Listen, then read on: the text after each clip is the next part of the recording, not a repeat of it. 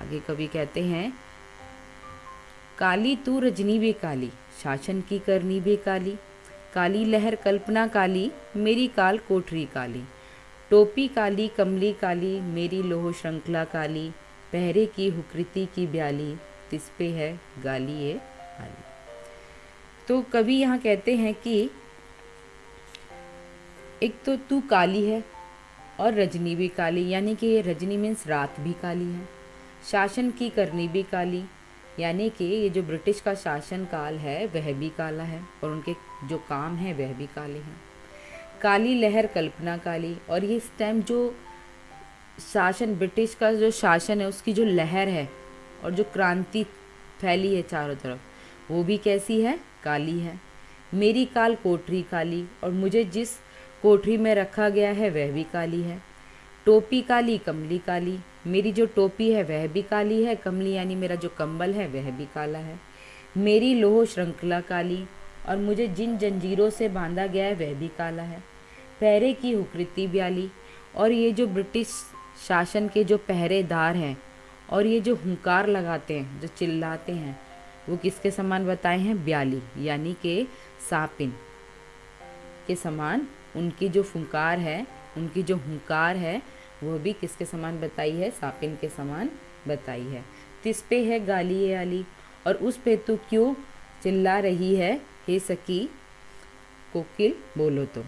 इस काले संकट सागर पर मरने को मदमाती, कोकिल बोलो तो अपने चमकीले गीतों को क्यों कर हो तहराती, कोकिल बोलो तो।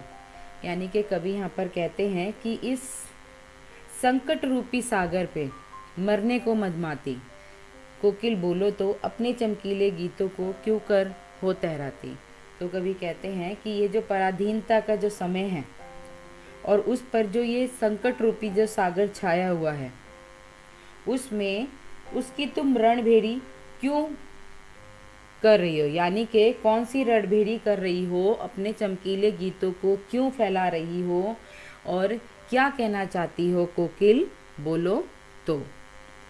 आगे देखिए, मुझे मिली हरियाली डाली, मुझे मिली हरियाली डाली, मुझे नसीब तुझे मिली हरियाली डाली, मुझे नसीब कोठरी काली, तेरा नभमर में संचार, मेरा 10 फुट का संसार, तेरे गीत कहावे वहा, रोना भी है मुझे गुना, देख विषमता तेरी मेरी, बजा रही तिस पर रणभेरी। अब कवि यहाँ कहते हैं कि तुझे तो चारों ओर हरियाली ही हरियाली मिली हुई है, यानी कि तू तो हरी हरी डालों पर बैठती है, मुझे नसीब कोठरी काली, और मुझे तो यह जो काली कोठरी ही नसीब है। तेरा नभमर में संचार, मेरा 10 फुट का संसार, यानी तेरा तो पूरे नभभर में यानी पूरे आकाश में तो संचार करती है, रहती है, कहीं भी जा सकती है, आ सकती है, कहीं भी उड़ सकती है। मेरा तो ये 10 फुट का संसार, यानी कि मेरी जो 10 फुट की ये जो कोठरी है वही मेरा संसार है। तेरे गीत कहावे वह, तेरे गीत तो सुनकर लोग वाह वाह करते हैं, रोना भी है मुझे गुनाह, और मुझे तो यहाँ रोना भी मेरे लिए गुनाह है। देख विषमता तेरी मेरी, और देख तेरी और मेरी कितनी विषमता है, मुझ में और तुझ में कितनी भिन्नताएं हैं।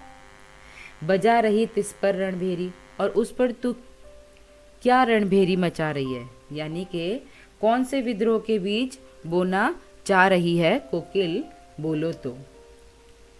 इस हूँ कृति पर अपनी कृति से और कहो क्या कर दूं, यानी कि अब कवि कहते हैं कि और कहो कि अपनी इस हूँ कृति से, यानी अपनी इस हुंकार से, और बताओ कोकिल मैं क्या कह दूं, अपनी कृति से और कहो क्या कर दूं। यानी जो कवि रचना लिख रहा है वहाँ पर, और वो कहता है कोयल से बताओ मैं और क्या कर दूं, क्या कहूँ, लिखूं और क्या कहूँ, कोकिल बोलो तो। मोहन के वृत्त पर प्राणों का आसव इसमें भर दूं, कोकिल बोलो तो।